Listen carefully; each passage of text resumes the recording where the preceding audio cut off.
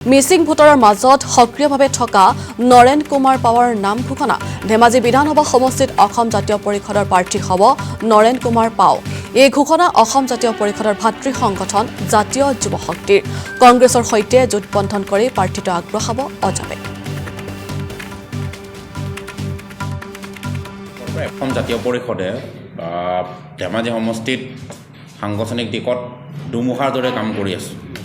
আমাৰ ধেমাজি সমষ্টিত ধেমাজি নগৰ আঞ্চলিকক লগত লৈ আমাৰ 23খন আঞ্চলিক আছে। তাৰে আমি 23খন আঞ্চলিক বডি আমি 31 জনীয়াকৈ গঠন কৰা কমপ্লিট হৈছে।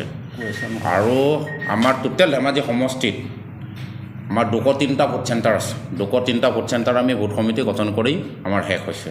আমি প্ৰত্যেকটা আৰু ভোট সমিতিৰ সভাপতি সম্পাদকক আমি অসম জাতীয় পৰিষদ ধেমাজি জিলা সমিতিৰ তৰফৰ পৰা এপইণ্টমেণ্ট দিয়া হৈছে। আৰু লগতে আমাৰ ধেমাজি জিলাৰ অন্তৰ্গত ধেমাজি সমষ্টিত আমি ধেমাজি মহিলা শক্তি বনাইছোঁ, সমিতি আছে। ধেমাজি যুৱ শক্তি সমিতি আছে। আৰু ধেমাজি আমাৰ ৰাজনৈতিক পৰিক্ৰমা সমিতি আছে।